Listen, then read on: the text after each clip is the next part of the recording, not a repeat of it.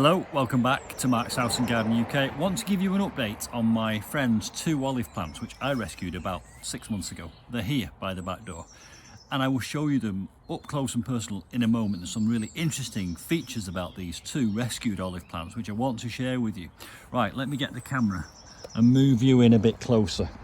Okay, so there is one of the olives on the right of the door and there is one of the olives on the left of the door. Now, just to remind you what we did.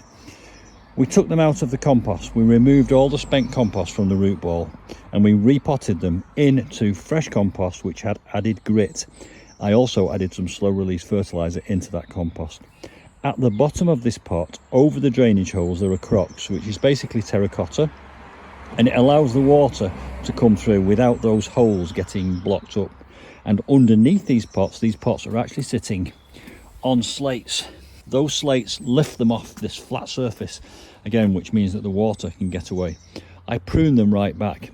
After I rescued these, there was virtually no foliage on these. There was a bare plant down here. Now you can see on both of these olives, there is lots of beautiful, fresh foliage.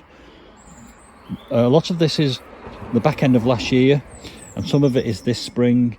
But look, isn't that wonderful? These are very healthy, very happy plants. However, I want to bring your attention to something really quite interesting. Can you see this habit? This one is reaching up in that direction. And the same is true of this one. It is reaching up in that direction. You probably know the reason, but I'm going to explain it anyway. We are under the shade of these trees. The backside of these olive trees is in the shade and the front side up here is in the light. Pruning promotes growth, but light promotes growth. So the natural tendency for this plant is for it to grow more on this side up towards the light. And as that gets bigger, it will shade out this side, which will become stunted. So ideally these should be rotated by 180 degrees so that that side starts to benefit from this light. So if you were to just change the direction of those pots by 180 degrees, they will start to even out and this side will start to get the growth. You can see it in virtually every branch.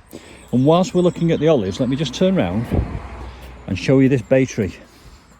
The same is true on this bay tree. Look, it was a ball, but now look at it. The growth on that side has been promoted by the light, and the growth on this side has been subdued by the shade, and it will be further subdued by the additional shade cast by the new growth. That's how it works. Eventually it will go bare in the middle. Same is true with these olives.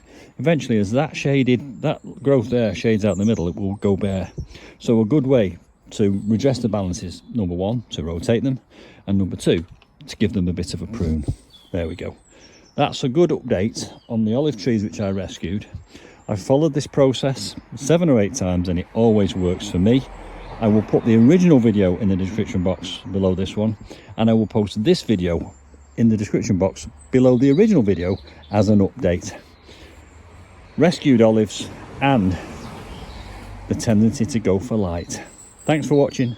I'll see you soon for some more olive tree adventures.